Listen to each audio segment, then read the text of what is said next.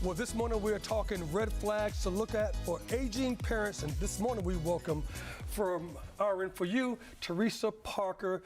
Teresa, this is a big subject that we need to talk about because as a young kid, I go to take care of my mom. I know there's a lot of changes that's going on with my parents, and I know a lot of people are in the same boat I am. Yes, there's a lot. So let's talk about that. What is the disconnect that children are making and not seeing that their parents may be struggling? Well, if you don't see your mom and dad every day, there's lots of things you can miss. You know, if you call up and talk to your mom or dad, they may seem perfectly normal because you're just, you know, you're asking, hi, how are you doing? And they can seem normal on the phone. But if you go and visit, you're seeing lots of different things, lots of changes in the home. And typically for me, when I go visit my mom, she doesn't want to be a bother. She doesn't want me to go ahead and take away her independence also too. Exactly. They want to be independent and strong.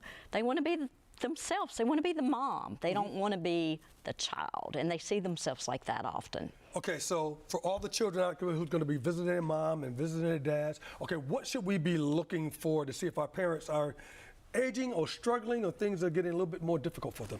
Well, one thing you can be looking at is their appearance, their clothing. Are they wearing the same clothing every day? Or is their clothing dirty? Is the clothing appropriate for the season? Sometimes they might wear summer clothing in wintertime.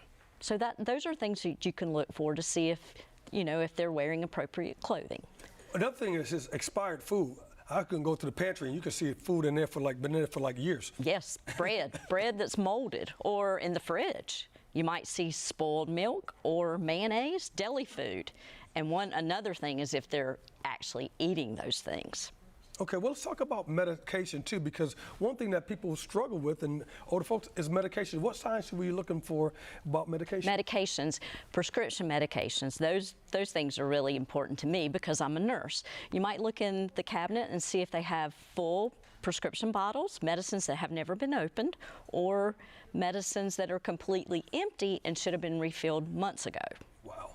And what about the missed appointments too? I could take it, you got to get your hair appointment. Usually things just slip, they go by the wayside. Exactly. Doctor's appointments, hair appointments, car appointments. Have they had their car serviced? Or social events. Sometimes they just are missing all these appointments. So you need to check in with them about their appointments. Okay, I'm going to skip down to a couple of things, all right, about forgetting things, and I want you to also talk about personal hygiene a little bit, because that changes too. Yes. Forgetfulness, you know, as you age, your memory's gonna age with you, so that's not uncommon. But are they forgetting grandchildren's names? Are they forgetting maybe your name? Are they misplacing things? Like, are you finding the keys in the refrigerator? Are you finding the keys under a couch cushion? Are they putting things and just totally forgetting them?